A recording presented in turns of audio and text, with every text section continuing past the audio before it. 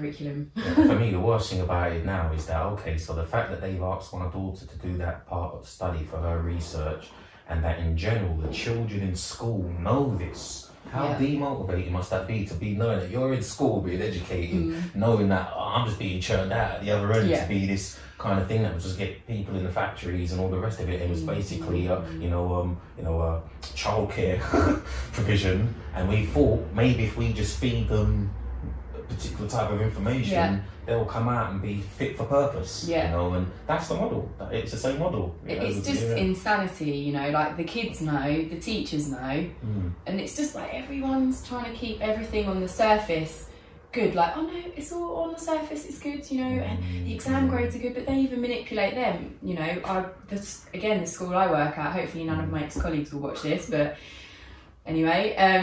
You know, last year we had 80% of our students achieved grade A star to C in science. I was like, yeah, because all the kids in sets 4, 5 and 6, they don't do the GCSE, they do the Cambridge OCR exam. So you're going to get good grades if you're only putting sets 1 to 3 through the GCSE. There's so much of that going on everywhere. It's like massaging figures. On the surface, everything's good, but underneath, it's just insane, I feel like. And that's again why I feel like a lot of people are really angry at the moment. You know, the stuff that's going on in America right now, protesting George Floyd's death. Like, I feel like it's not just that area where people are angry. People are angry just because of the many injustices, and I feel like this is the tip. Like, it's going to start with that, but everyone else is going to come along and be like, actually, this isn't right, that's not right. And I hope it is the tip of something that's going to bring about radical social change, because it's mad at the moment, I think. Well, I think what history has shown me based on my Googles is it requires various parties to play their part, simply because it's ongoing, it's not new. You know, it made me think of a documentary that I must have watched about 10 years ago called Injustice. Yeah. And this was about, you know, people in the UK, black people in the UK that had been killed in police custody. You know, and I watched this 10, 15 years ago, and nothing was, you know, it was an underground thing. You know, it was like it got circulated amongst people who, you know, were privy to this type of stuff. So what am I saying? It's the tip, because it's just basically, it's getting out now. It's, you know, because of the way media is, you know, being put out there, you know, social media and all the rest of it, it's out there now. And what it requires, or what's happening, is that they're just, you know, major players. You know, maybe back in the days there may not have been as many influential black people whose voice is being heard now, respected. But it also took the media, it also took other people to say, hey, we've made this underground, or done this underground grassroots research suggesting that there's loads of killings taking place unjustly, and, you know, here's, you know, but maybe the BBC or the CNNs or whoever it is don't embrace that and put that out there. And then they're just clickbait. Like, the only thing they're concerned with right now is, you know, the fake news is a real problem. I know it's a Donald Trump thing, like, fake news, but it is a real problem. Like, you know, they'll put something out there and then someone will go, no, that's not correct, but they've already got the million clicks on that article, and then no one sees that it got retracted. But yeah, I mean, but then again, I say it's like the tip of something, but then is it? Because we have already had this going on, you know, the race riots in Brixton back in the day, like, and we would have thought we'd got through this now, but again, people are still on the streets of London. Tomorrow there's going to be a big protest. Like, I don't know, maybe we're not, maybe it's just another cycle. Yeah, what's crazy is, it's funny because it actually came out, I was watching it with my daughter a couple of days ago, something on Netflix, History 101, they were talking about China and stuff like that, and how they got through what they've got through to get to where they get to now. And you know, I'm just saying, you know, back to that statement, you know, change, revolution don't take place till 99.9% of people's you know, it takes real shit. And what I have discovered, what history showed me, in my life at least, is that a lot of marching and protesting doesn't get the results that the people went out marching and protesting for, until, like, I saw when I was watching that clip, I was like, oh shit. And I said to my daughter, I was like, oh, do you remember that? It's like, oh, you wasn't even born or conscious of this taking place. But it's Tiananmen Square, you know, when they call out the tanks, and like, what, you know, like, what real change, when you see real change, what fucking happens isn't nice. It's not just a you know, because I'm saying that to say the protest and the march is cool, but you've got, as I said, it's got to be kind of like an everyday, it's got to be a lifestyle. Yeah. So we can't be out there marching and protesting every day unless that's what we decide we're going to do until we get the change. But if we do let's march today, let's not use our phones today, or let's make this post today, and then tomorrow I'm selfie, you know, like, what's the fucking point? So it's like, it becomes superficial. So I've observed what real change, you know, in places around the world, like in history, like what it really took some real shit, it really took some real courageous people, it took some, you know, people coming together and standing up, being prepared to be rolled over by a tank.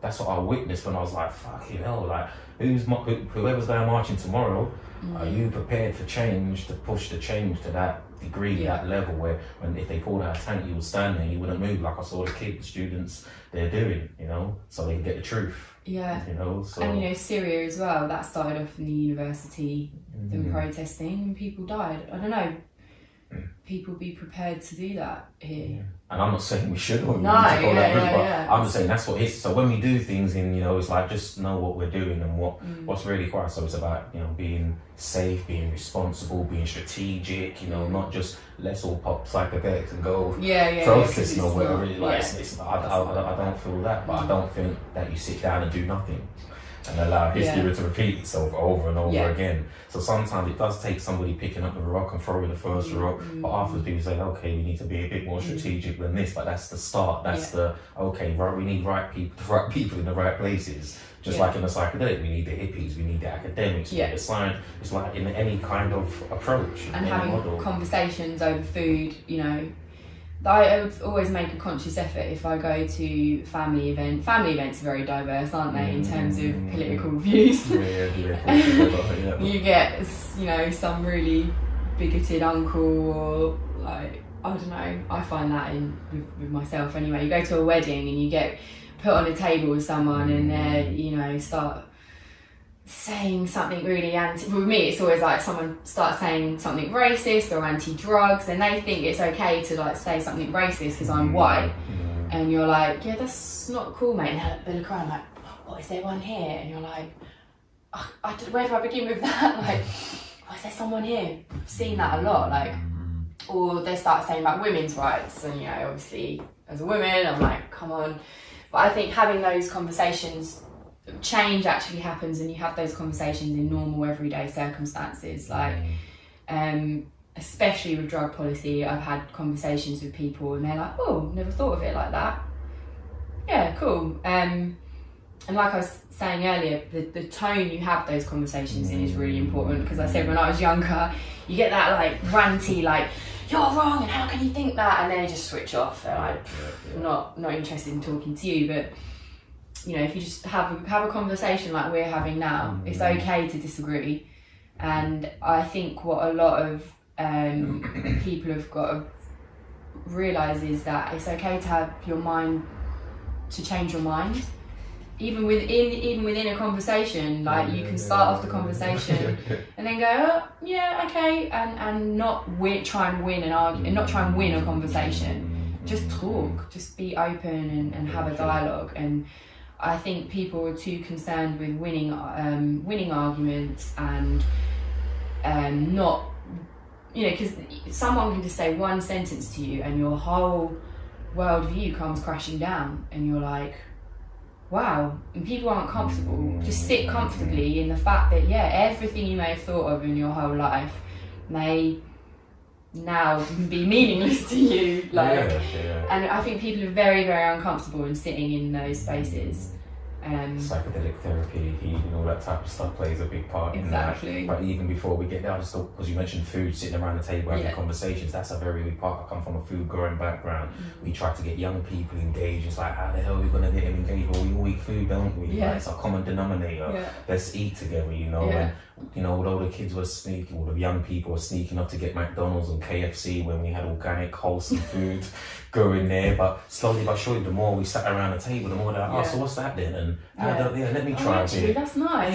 And by the 6 weeks down the line, nobody's wanting to run off to McDonald's or KFC together, because you know it works. I've seen it work. So these models, like music, does the same as well. It brings. So you've got music, you've got food, and you can sprinkle some psychedelics in it. You've got some tools that really can bring people together to have, you know, healing conversations as well as like breakdown stuff, have interesting stuff to say, come out of it thinking, okay, I've got some new ideas, new approaches, and really apply that. But it takes those systems to consider that music is therapy and you can teach through music.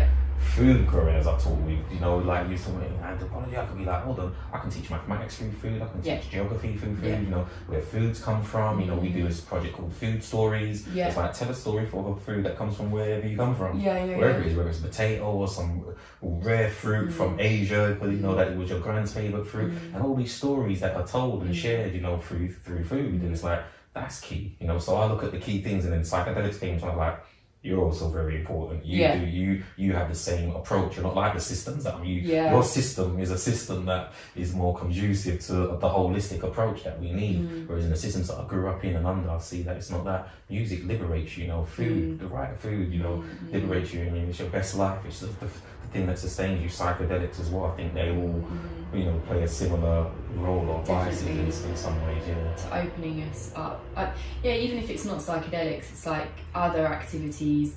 You know, just sitting in a circle with your family and talking about your issues. Like people don't. Some people don't do that. You know, couples don't do that. Couples should do that more.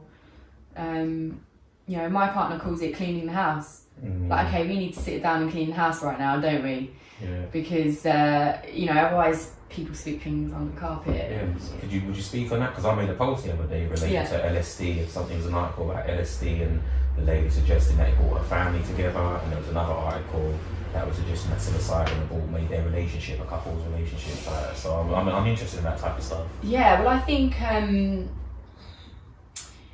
think couples should trip together for sure.